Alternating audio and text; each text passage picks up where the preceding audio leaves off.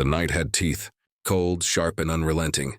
Rain slithered down the narrow walls of the alley like sweat on a terrified man's face. Neon lights flickered from a nearby bar sign, half the bulbs dead, the other half fighting to stay alive.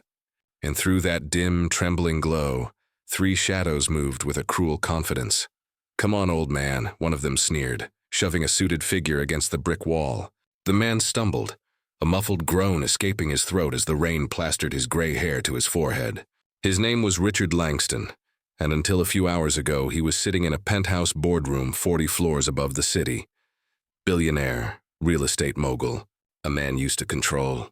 But right now control was gone. The streets didn't care about net worth. The biggest of the attackers leaned closer, breath thick with alcohol. "You really thought walking through the South Side at night was a good idea? In that fancy coat?" His laugh echoed, deep and mocking. Richard flinched as a fist slammed into his ribs. Pain radiated through him like fire. His briefcase hit the ground. Papers spilling across the wet pavement. Blueprints, property files, investment plans, everything that once represented power, now worthless in the mud. "Please," Richard managed, his voice cracking. "Take what you want." "Just shut up!" the tallest one barked, pushing him harder against the wall. "We'll decide when we're done." The second man kicked the briefcase, scattering its contents farther down the alley. The rain washed ink off the pages, blurring the sharp lines of his empire. Somewhere in the distance, a siren wailed, then faded. The city kept moving. Nobody looked twice, and then a small, trembling voice cut through the darkness. "Leave him alone, or I swear I'll knock your teeth out." The men froze, turning toward the mouth of the alley. There, framed in the faint orange glow of a streetlight, stood a little black girl, no older than 6. Her braids were wild, uneven, tied into 2 puffs that looked like they'd been done in a hurry. A coat several sizes too big swallowed her tiny frame, and in her hand, gripped like it was the most important thing in the world, was a scuffed-up rubber baseball. For a moment, nobody said anything. Then the tallest thug let out a laugh that turned into a howl. "Oh, hell no. What is this?" He looked at the others, clutching his stomach as he laughed. "Y'all seeing this? Little girl thinks she's a superhero." The second one joined in, voice cruel. "Go home, little princess, before you get hurt." The third, the biggest of the 3, cupped his hands around his mouth and called out mockingly, "You better listen, sweetheart. Go on home before you end up like this rich fool right here." He jerked his thumb toward Richard, who stood bleeding from a split lip, confusion and disbelief twisting his face. The girl didn't move. Didn't blink. The ball in her hand glistened with rainwater. "I said," she repeated, louder this time, "leave him alone." The tall man frowned, his amusement fading. "You deaf little girl? You really want to play hero tonight?" "I don't play," she said. Her voice was steady, firm. "I don't miss." Richard watched in stunned silence. Something about her tone, about the way she stood, sent a chill through him. The men burst out laughing again. "Oh, she don't miss. Hear that? She's got skills." That was when she threw the first ball. It cut through the air with a whistle, a perfect spiral, and hit the second man square on the nose. The crack echoed. He stumbled back, clutching his face as blood poured between his fingers. "You little," he shouted. But before he could move, the girl turned her head and screamed, "Now!" From behind the parked cars, behind dumpsters and broken fences, shadows began to move. Dozens of small figures stepped into the light, boys and girls all under 10. Their clothes were ragged, faces streaked with dirt, eyes burning bright. Some held rubber balls, others tennis balls. One even had a dodgeball that had lost its shine years ago. They didn't hesitate. "For Anna," one of them yelled, the air filled with the thwop and thunk of rubber striking flesh. One ball hit the tallest man in the throat. He gasped, choking and dropping to his knees. Another hit the biggest thug in the back of the head. They tried to shield themselves, stumbling, slipping on the wet ground, but the barrage kept coming. It wasn't random. It was coordinated, controlled chaos. These weren't just kids throwing for fun. They'd practiced. They knew their timing. Within seconds, the 3 grown men who had moments ago been predators were now on the pavement, groaning, bleeding, and crawling to escape. Richard stared, soaked, stunned. He couldn't process what he was seeing. A tiny army of children armed with nothing but playground toys taking down 3 adult attackers. The girl, Anna, stood at the center of it all, chest rising and falling, rain dripping from her hair. She stepped closer to Richard, clutching one last ball. "You okay, mister?" she asked. Yes," he stammered, voice trembling. "Yes, I think so." Sirens wailed again, this time closer. The kids scattered in an instant, melting into alleyways, climbing fences, disappearing like smoke. But Anna didn't run. She stood her ground, breathing hard, eyes still fixed on the fallen men. A police cruiser screeched around the corner, tires splashing through puddles. 2 officers jumped out, weapons half drawn. "Hands in the air," one shouted. Anna lifted her small arms slowly, the ball still in one hand. "Drop it!" the officer barked. "Drop the ball!" "Wait." Richard tried to step forward, but his legs wobbled. She's not..." The cop grabbed Anna roughly by the shoulder, spinning her around. She winced but didn't cry. "She's just a kid," Richard managed to say, louder this time. "She saved me." The officers paused. One of them frowned, glancing between the billionaire and the girl. "Name?" he asked her. "Anna," she said softly. "Where do you live, Anna?" She didn't answer. She just looked down at her shoes, muddy, worn-out sneakers with holes in the toes. The officers sighed and looked back at Richard. "You sure she's not involved?" "I'm sure," Richard said firmly. "She's the reason I'm alive." For the first time since the attack began, Anna's small body trembled. Her lips parted slightly. Did I do something wrong?" she asked. Her voice was barely a whisper, but it cut through the rain like a blade. Richard swallowed hard. His throat ached when he finally spoke. "No, Anna," he said softly. "You did everything right." The police cuffed the attackers and loaded them into the car. Richard gave his statement, explaining what little he could. Through it all, Anna stood nearby, silent, clutching her ball like a soldier holding her weapon after the battle was done. When the officers offered to give her a ride home, she shook her head. "I don't live far," she said. Richard wanted to ask where exactly that was, wanted to insist on escorting her, but the look on her face, sharp, proud, untouchable, kept him quiet. She turned and walked away. The streetlight flickered as she passed under it, her shadow stretching long behind her. Then she was gone. Richard stood there, soaked and speechless. He didn't even know her last name.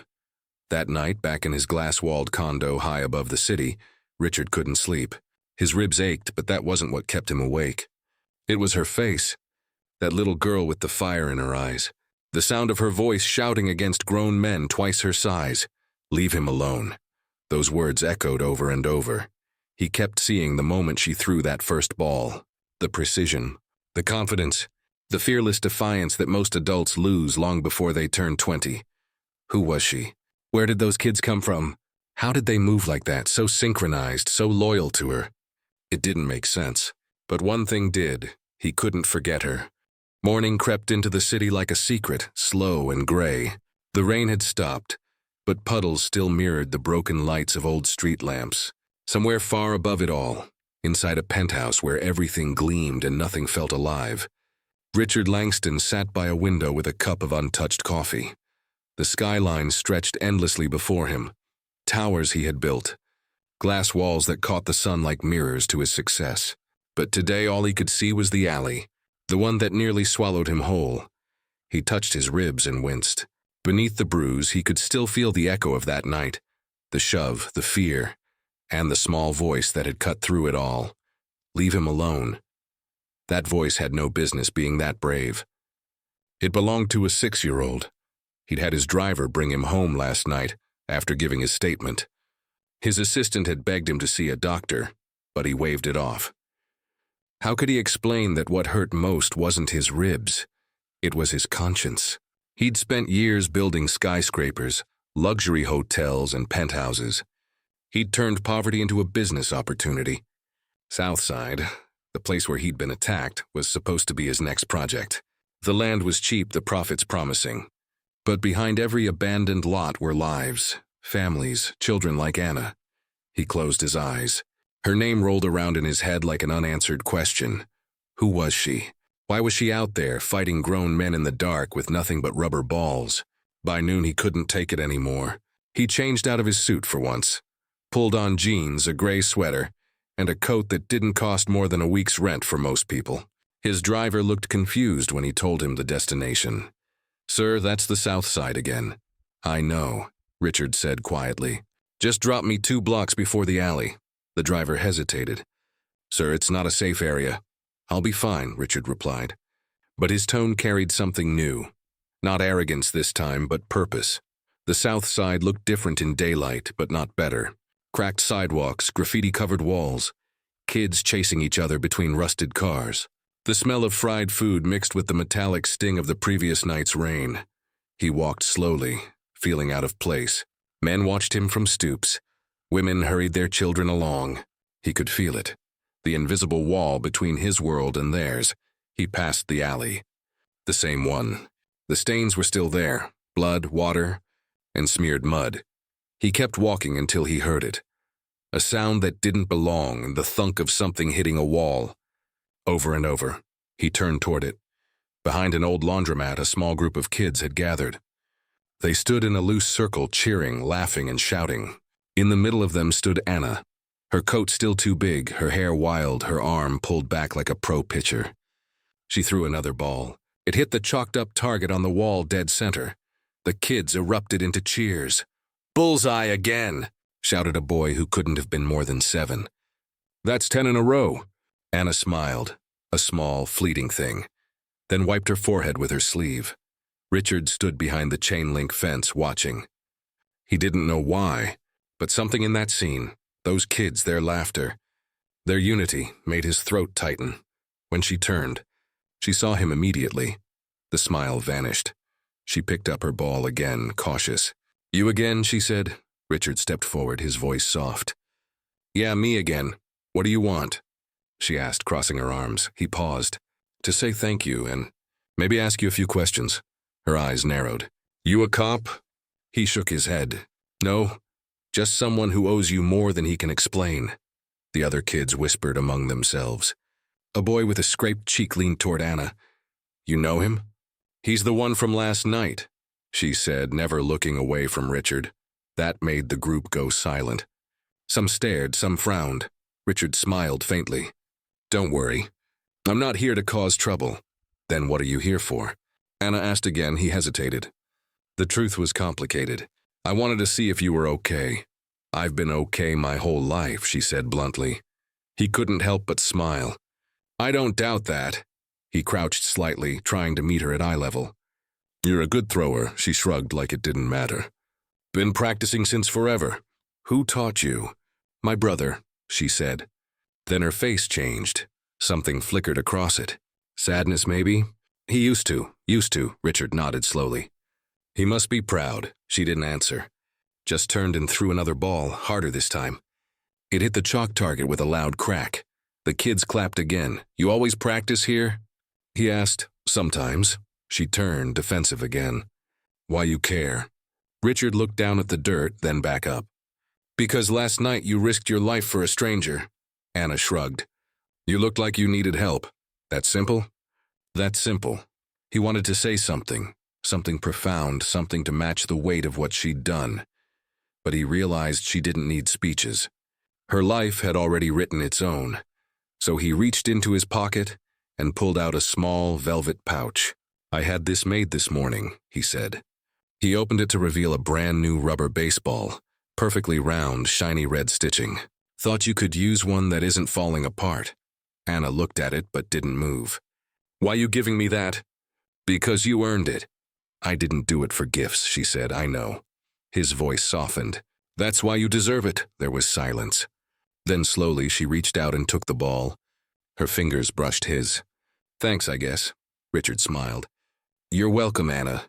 The kids whispered again, but this time it wasn't suspicion. It was awe. Then Anna said something he didn't expect. "You shouldn't come here again." He blinked. "Why not?" "People talk," she said. "They see someone like you hanging around here. They think you're here to buy something. Or take something." Her tone wasn't angry, just matter of fact. He nodded. "I see, but..." She hesitated. "If you really want to help, maybe you could fix the playground. The one by the tracks. The swings broke last year. Nobody ever fixed them." Richard stared at her. This tiny general of children, this brave kid who spoke to him like she'd seen more of life than most adults he knew. He smiled. "I'll see what I can do." That night, Richard didn't go back to his penthouse. He drove to his office instead. The city sparkled beneath him, but his mind was still in the South Side. He called his assistant. "Mark," he said, "I want you to pull up every file we have on the South Side redevelopment project." "Yes, sir. But I thought we were holding off on that deal." "We're not holding off anymore," Richard interrupted. "We're changing it." "Changing, sir?" "Yes," Richard said, leaning forward. "We're going to rebuild, but not for condos." "For them," Mark hesitated. "For the residents?" "For the kids," Richard said simply. There was a pause on the other end. "Sir, with all due respect, that's not profitable." "I didn't say it was," Richard replied, a faint smile crossing his face. "I said it was right." Days turned into weeks. Richard started visiting the South Side more often. Not in suits, not with cameras or PR teams. Just him. He brought equipment, paint, and people willing to work for free meals and a handshake. Slowly, the old playground by the tracks began to change. The rusted swings were replaced. The cracked slides repainted. A new basketball hoop went up, and every time he came, Anna was there, watching, helping, sometimes scolding the younger kids when they got in the way. She didn't say much, but Richard didn't mind. Some silences say more than words ever could. But behind that progress, behind her brave face, Anna carried her own storm, every night. After the others went home, she walked down the cracked sidewalk to a one-room apartment. Her mother worked 2 jobs, cleaning offices by day, a diner by night. Her brother, the one who taught her how to throw, was gone, caught in the wrong crowd, locked up for something he didn't even do. She missed him. Every day, when she practiced throwing, she wasn't just aiming at a wall. She was fighting the world that took him away. Sometimes she'd whisper to herself, "One day, I'll get us out of here." But life in the South Side didn't give out miracles easily, and Richard, the man who had everything, was about to learn just how deep her struggle ran. Weeks passed, and the playground by the tracks started to bloom like a miracle in the middle of concrete and rust. The old swings creaked with new chains, the broken slide gleamed in fresh red paint, and laughter, the rarest sound in the South Side, began to return. For most people, it was just a playground, but for Anna, it was proof that promises could still mean something. Every time Richard showed up, she watched him. She didn't say it out loud, but part of her still didn't believe someone like him, a man with a driver, a penthouse, and a company logo on half the billboards downtown, would keep coming back. But he did, rain or shine. Sometimes he'd just sit on the bench and watch the kids play, his eyes distant. Other times he'd join in, holding a paintbrush or hammer like it was the first time he'd touched anything real. It made the kids giggle. "The rich man's got paint on his shoes." They'd tease, and he'd laugh too, because somewhere deep down, it felt good to be teased for once, not feared, not flattered, just human. But even as the playground came to life, Anna's light was dimming. She'd started missing practice. Her throws lost precision.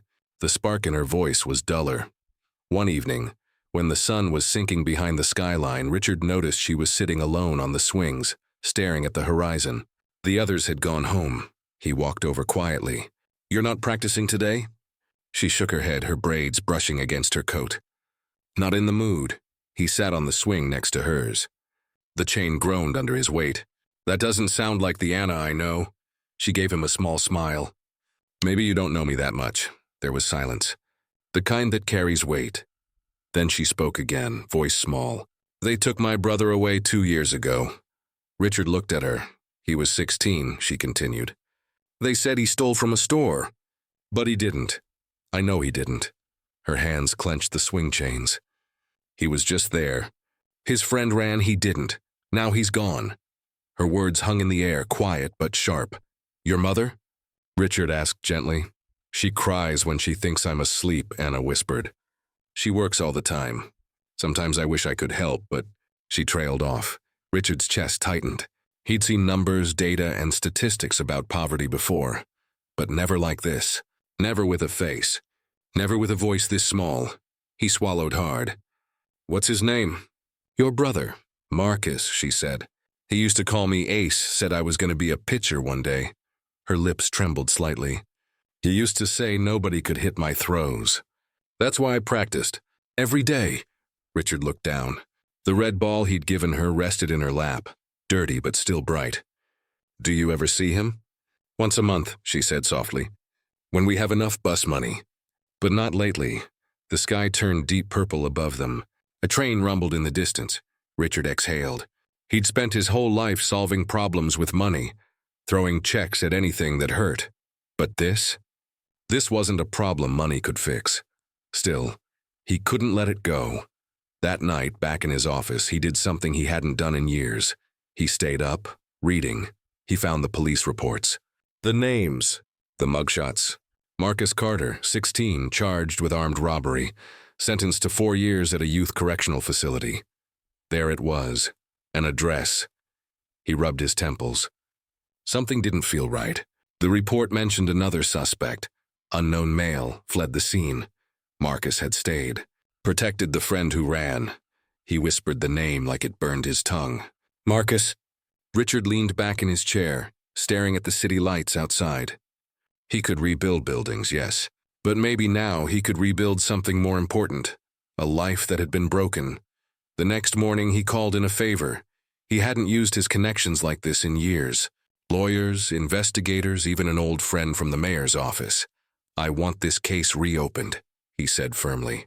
The Carter boy from the south side. 16 at the time of arrest. I want everything looked at again. His assistant blinked. Sir, that's not exactly your line of business. It is now, Richard cut in. And keep it quiet. Meanwhile, life for Anna grew heavier. Her mother's diner hours doubled. Bills stacked higher. Sometimes she'd show up at the playground with dark circles under her eyes, her little hands raw from helping at home. She didn't complain. She never did. But one evening she found Richard waiting for her with 2 cups of hot cocoa. I found him, he said quietly. She froze.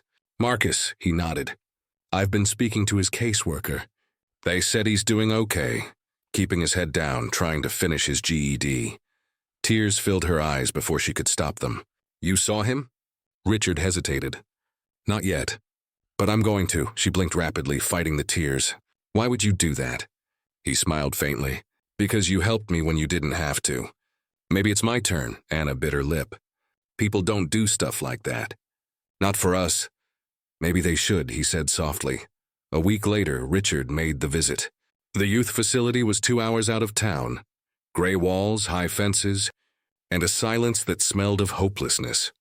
When Marcus was brought into the visiting room, he looked smaller than his file photo, thinner, older in the eyes. Who are you? Marcus asked, wary. My name's Richard Langston, he said. You don't know me, but I met your sister. Marcus stiffened. Anna? Richard nodded. She's incredible. A hint of a smile ghosted across Marcus's face. Yeah, she is. They talked. Slowly, carefully. Marcus told him about the night it happened, how he'd gone to the store with his friend, how the friend had pulled a knife without warning, how Marcus had tried to stop him. The clerk called the cops. The friend ran. Marcus didn't. Richard listened. Every word felt like a stone in his chest. When the visit ended, Marcus stood up. Tell Anna I'm okay, he said. Tell her I didn't forget. I will, Richard promised.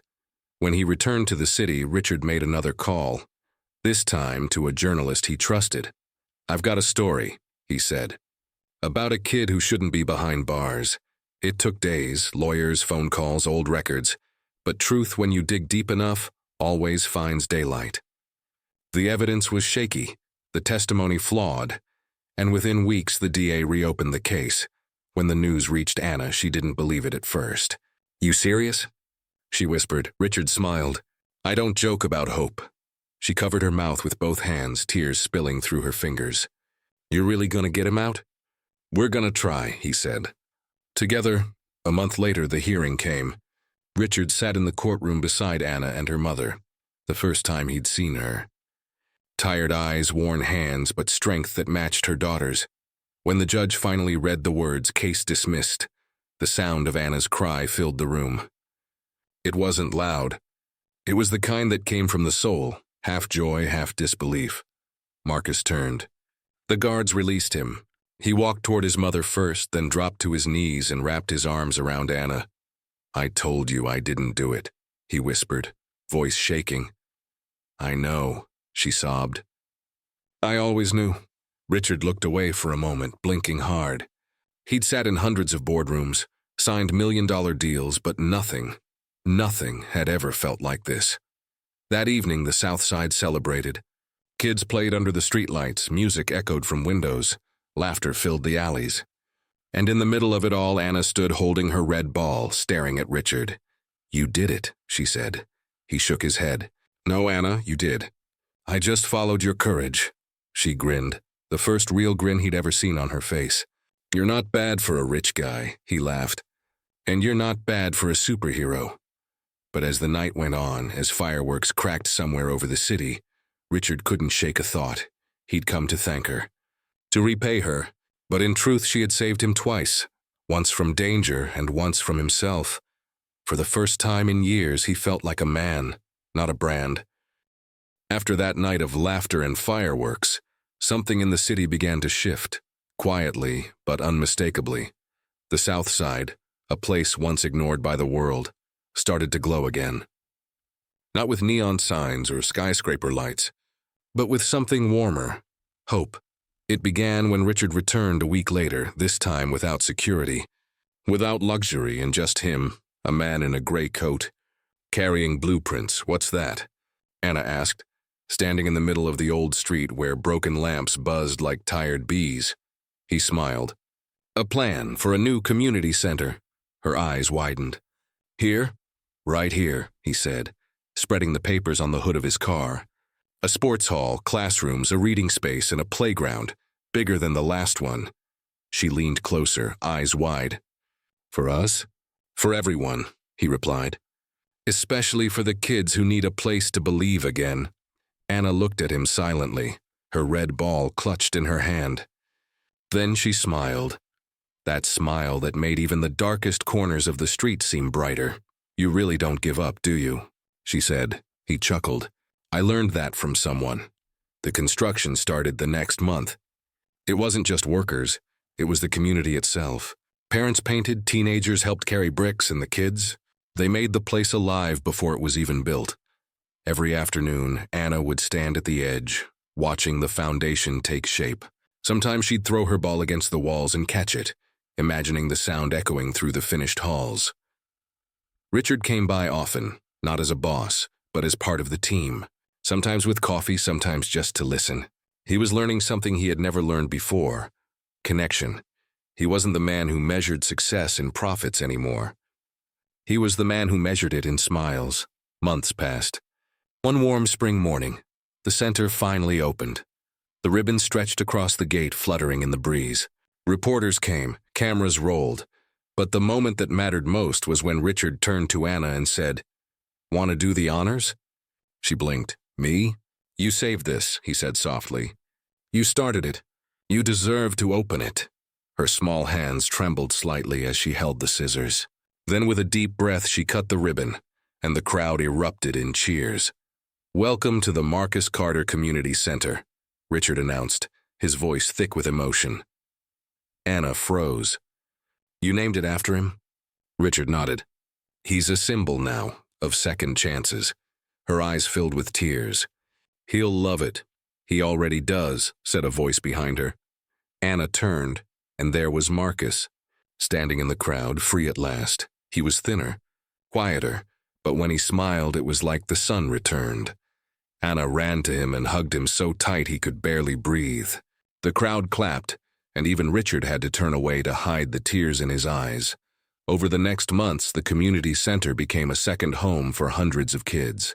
Some came to learn, some came to play, some just came to feel safe, and at the center of it all was Anna, teaching little kids how to throw, how to aim, how to believe. She became a local hero, though she never liked the word. "Heroes are people who wear capes," she'd say. "I just wear sneakers." But everyone knew better. One afternoon, Richard came by during practice. He stood by the fence watching Anna throw. The ball flew like lightning, strong, precise, alive. "You've improved," he said with a grin. She smirked. "Of course." Gotta live up to my reputation, he laughed. What's next? The state championship? She shrugged. Maybe college. If I can get a scholarship. He tilted his head. College, huh? I might know a few people who can help with that. She gave him a playful glare. No favors, not a favor, he said. A reward. For courage, she rolled her eyes but smiled. Fine, as long as you let me earn it. That, he said, was never in question. But not everything was perfect. One evening, as Richard was leaving the center, a man approached him. Rough-looking, nervous, you Langston? Richard nodded carefully. The man looked down, ashamed. I was there that night. When you got jumped, Richard froze. I didn't hit you, the man said quickly. But I was with them. I ran. I've been trying to forget it ever since. He swallowed hard. I saw the girl, the one who saved you. I wanted to say sorry. To her, to you, Richard studied him. The old anger rose, but then faded. He sighed. If you're really sorry, help us build, the man blinked. What? Come tomorrow. Help at the center. Lay bricks, paint walls. That's how you fix it. The man nodded slowly. You'd let me? Richard smiled faintly. Everyone deserves a second chance. The next day, he showed up, and didn't stop showing up. One by one, others followed. The same streets that once hid pain now echoed with redemption. It was slow, imperfect, but real. That summer, Anna entered a regional baseball competition, the youngest player there. The only girl, and the only one from her neighborhood. The day of the match, the whole community showed up, banners, cheers, and even Marcus, holding a handmade sign that said, Go Ace. When her turn came, the crowd fell silent. The sun blazed. The ball flew, a perfect strike. She won. Not just the game, but she won something bigger, recognition, respect, belief. When she returned home, the news spread like wildfire. The girl from the South Side who saved a billionaire and became a champion. It wasn't just a story now. It was a legend. That evening, Richard sat on the steps of the community center, watching the kids play under the lights. Anna joined him, trophy in hand. You proud? She teased. He smiled. Of course. But not just of this. She looked at him curiously. Then what? He pointed at the kids. Of what you built here. You made them believe the world isn't just about what you're born into. It's about what you fight for. She was quiet for a moment, then whispered, You taught me that too. He smiled gently. No, Anna, you reminded me. That night, as the city lights shimmered beyond the tracks, Richard thought back to that dark alley, the night it all began. He realized now it wasn't fate. It wasn't luck. It was a test. He'd been attacked, broken, stripped of pride, only to be found by a girl who threw a ball with more strength than most men carried in their hearts. She hadn't just saved his life. She had saved his purpose.